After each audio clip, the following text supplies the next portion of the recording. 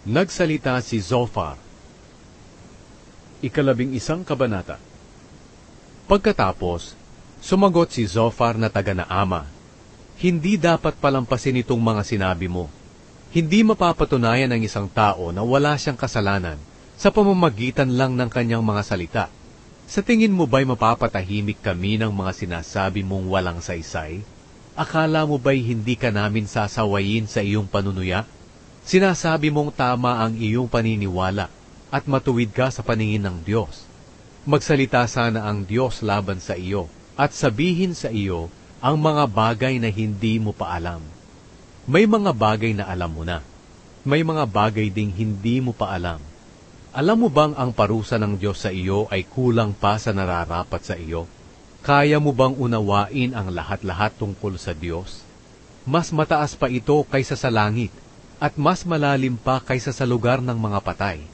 Mas malawak pa ito kaysa sa mundo, at mas maluwang pa kaysa sa dagat. May hahambing mo kaya ang karunungan mo sa Kanya? Halimbawang dakpin ka ng Diyos, iharap sa hukuman at ipakulong. May makakapigil ba sa Kanya? Alam niya kung sino ang mga mandaraya at hindi lingid sa Kanya ang kanilang kasamaan. Ang mangmang ay imposibleng maging marunong gaya ng asnong gubat na imposibleng manganak ng tao.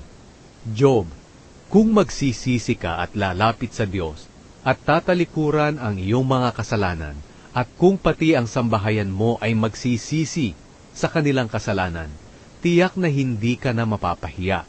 Tatatag ang iyong pamumuhay at wala ka ng katatakutan. Makakalimutan mo na rin ang iyong paghihirap na parang tubig na umagos lang at nawala.